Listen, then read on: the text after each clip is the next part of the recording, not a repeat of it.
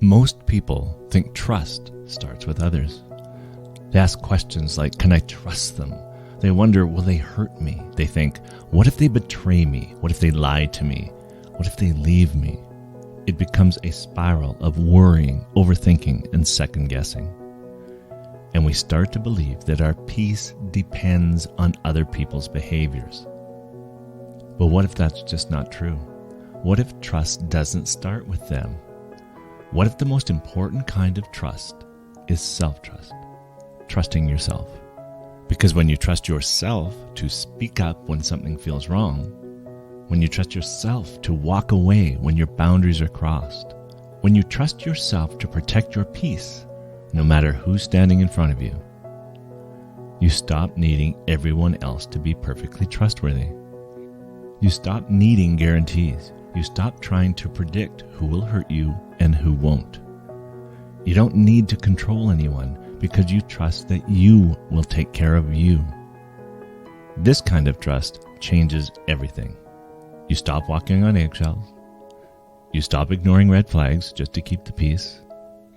You stop abandoning yourself for the sake of connection.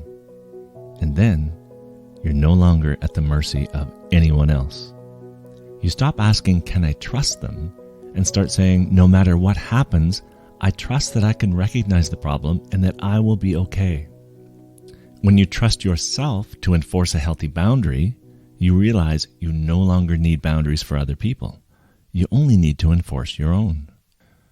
In reality, healthy boundaries don't protect us from others. They protect us from ourselves. We don't trust others to never make a mistake. We trust ourselves to deal with it effectively. Now, a little bit of a side note here.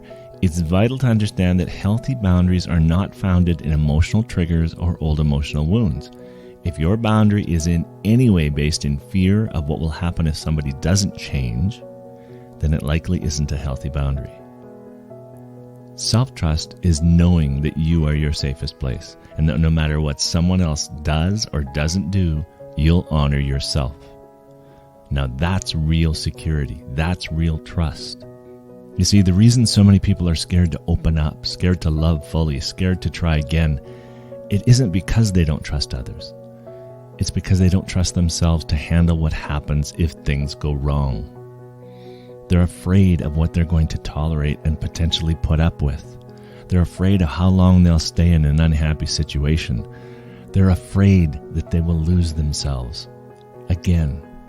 They're afraid they won't be able to recognize or deal with the situation effectively. So if that's you, don't try to force trust on others. It's not about them. Start rebuilding your trust in you. Ask yourself, do I trust myself to notice the red flags? Do I trust myself to speak when something feels off? Do I trust myself to say no even if I disappoint someone? Do I trust myself to choose me even when it's hard?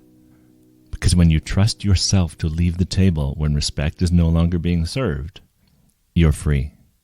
You're free to commit. You're free to connect. You're free to take appropriate risks and chances, not because others are going to be perfect, but because you trust yourself to deal with whatever happens. And that changes everything. So if you've spent your life trusting others more than you trust yourself, if you've kept quiet just to keep the peace, if you're tired of second-guessing your own voice, then this is your turning point. Join us at Discover You. You won't just hear ideas, you'll be challenged to grow. You'll learn how to rebuild self-trust. You'll discover how to set boundaries without guilt and finally feel safe. You'll explore effective communication. You don't need to have this all figured out. You just need to show up. Come be a part of a room full of real people doing real work and leave with more clarity, courage, and confidence than you walked in with. Your healing starts when you choose you. We'll help you take that next step.